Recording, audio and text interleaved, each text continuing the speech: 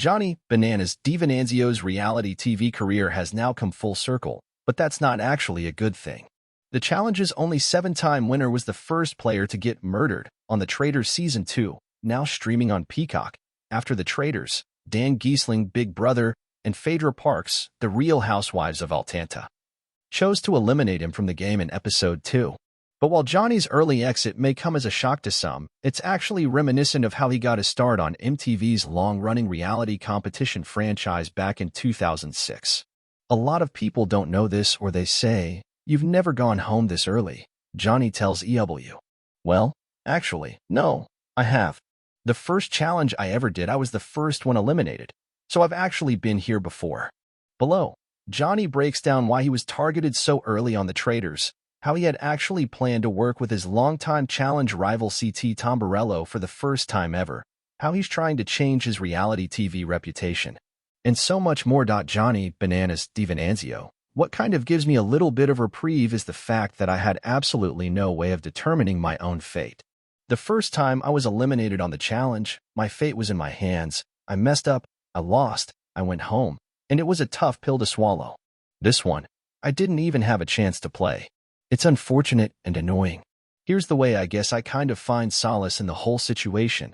When you get voted out, usually on a challenge, it's because you're not necessarily seen as a threat, or you're seen as somebody who, getting rid of you isn't really going to affect the game all that much. Whereas the reason I was targeted so early here is because I was deemed as the biggest threat in the entire game. There's something to be said about that, and I wear it as a badge of honor. Why do you think they targeted you first? I already know. When this took place in the game, there was only 2 traitors, the third one hadn't been recruited yet, so it was Dan and Phaedra.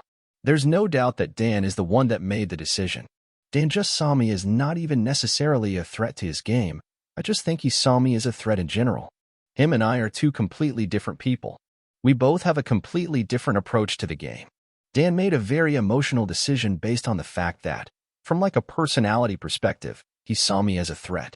Because let's be real, from a strategic standpoint, keeping me around would have probably benefited him and his game if he's trying to play the game that he says he is, which is work in the shadows and not say a whole lot. Listen, don't you want a big, loud, shiny object around to divert attention from you? On his behalf, I think it was an unforced error, and strategically, it was just not the best move to make. He is a very strategic player based on his Big Brother past and how he's playing this season. Going for you rather than a quieter player who maybe doesn't know what's going on in the game is definitely an interesting move. Yeah, and the other thing is I had no clue what the hell was happening. Anyone at this point in the game that wants to say they had an idea who the traitors were is completely full of it, including him. Going into the first murder, he didn't even know who the other traitor was. Nobody at this point had any idea of what was going on. For somebody that prides himself on being such a strategic player, I just think that this was a very unstrategic move. If I was somebody that he thought was going to figure him out one day, there's plenty of time to make that move. The traitors hold all the power in this game. People already were assuming, based on my track record, that I was a traitor anyways. Not to mention the fact that when it comes to the daily challenges, having me and CT there, it's basically what we've been doing for the last 2 decades of our lives. You're increasing the chances of you continuing to pad your wallet. If you want to make it to the end, and if you want to win the prize, the more money you have, the better. From every angle, strategically, it was a terrible move, which is why I think the reason he made it had nothing to do with strategy. Speaking of the challenges, do you regret not going for the shield? Hindsight is 2020. Had I known that my ass was already on the chopping block from the first challenge, I would have. I didn't think it was. I'm generally pretty good at reading the room, and I felt like I had an in with pretty much everyone. I wanted to prove to the rest of the people that I'm an asset as far as the challenges go, and by me not going for a shield, it's also going to show that I'm a team player. As soon as I untied myself, I immediately started untying other people, unlike people like Janelle and some of the guys that jumped in a boat and went for shields. I was thinking that those were going to be people that were going to be targeted prior to me, people that put themselves first before the rest of the house. Because if you have someone like me there that's going to help you in challenges, that's half the game right there. Will we see you return later in the season in any capacity, or are you truly gone? This is truly the end of the road. Now, future seasons? I don't know. That's still up in the air. If anybody was going to get another shot at this, it should be me based on the fact that I did not even have an opportunity to play. I didn't see the first banishment ceremony. I didn't even get to see the first breakfast. So hopefully if and when they do bring me back, whoever the traitors are, if I'm not one of them, is somebody that puts strategy and winning ahead of personal animus. What was your strategy going into this season? Did you have a pre-made challenge alliance with CT and Trishelle? It's actually really funny because CT and me, and this wasn't even planned, we were the only two people on the entire show that hadn't watched the first season of Traitors. We both had the same idea where we were already going to be seen as such threats in this game. If we also go in and are very knowledgeable about the way the show works and the rules and who won and what the strategy is, that's just going to be one other thing that works against us. If I go in and I honestly have no idea how the show's played, it might balance out and outweigh some of the negatives that I'm bringing along with me, which is my success and experience on reality television shows.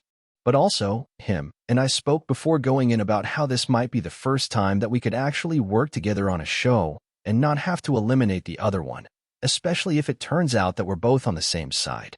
It was nice in that regard, where we almost had to align with each other because we knew that, based on the fact that we have history and we come from the same show, we're probably going to be targeted, and all we really had was each other. And we're there representing our franchise, so we were almost playing for something bigger than ourselves, the legacy that we all represent. Now I'm even more sad we didn't get to see you and CT working together. That has epic potential. I know. It would have been such good TV. What did you think of how CT and Trishelle outlasted you? Did you think either of them had a shot to win the whole thing after you left? Absolutely. CT, there's a reason why he is such a dangerous player. Everybody looks at him, and they always focus on his physical attributes. But make no mistake, man, that guy is very, very, very cunning and smart, and he's very good at working people. That's the one big difference between the two of us. He's really good at staying out of the fray and lurking in the shadows. And they had each other. I knew Trishelle was in very good with Janelle and some of the other Survivor and Big Brother people. Listen, I was bummed that my game got cut short, but it wasn't like I was upset that it wasn't them. Once I was gone, those are the two that I was rooting for to make it to the end. If I'm not going to win, then I want to see my people make it to the end. You've been all over TV lately, with The Challenge, House of Villains, and now this. What did you film first? We filmed House of Villains in February, and then I filmed The Challenge right after that, and then filmed this end of summer. So it was a lot.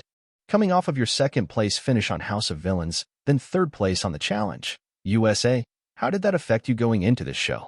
It just goes to show how incredibly difficult these shows are to win. I would like to say that I had a moral victory, at least, on House of Villains. But The Challenge, USA was a tough pill to swallow. A lot of it came down to a very chancy checkpoint in a final. But at this point in my career, just making it to the end of these things, just making it to a final, being able to hoist up the second place trophy, for me, is a win in itself. It would be nice to pull one of these things out again, because I've been on quite the drought as of late. But you've clearly still got what it takes, just based on last year's results alone. You're not exactly fading into retirement here. No, it's definitely not that. There's so much that is just left up to complete chance on a lot of these shows that it's so difficult to even make it to the end, let alone see it through. And let's be real, my reputation and my past, while it's a great asset to me, it's also one of my biggest drawbacks. It's why going into The Challenge, USA, I was literally targeted right out of the gate by 18 CBS people who had never even met me before. It's why going into Traitors, I was the first one murdered. No matter what show I go on, what network I go on, I'm going to have a reputation, and that's something that I'm just going to have to deal with.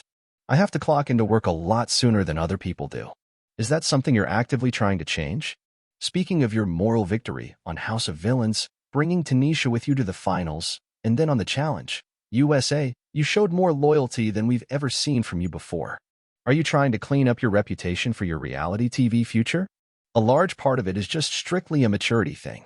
If and when this ride ends, I want to go out on a positive note. The other thing is, I've always been a very loyal person when people are loyal to me. I've never been somebody that is just cutthroat for no reason. I think that's just finally showing a side of me that's always been there. It's just not often shown because I don't get the opportunity to. It's also an evolution in my game, I guess, and how things have changed over the years. Maybe I've just gotten a little more soft in my old age. He taketh and he can give as well. Kind of like Jesus. But I ain't going anywhere anytime soon.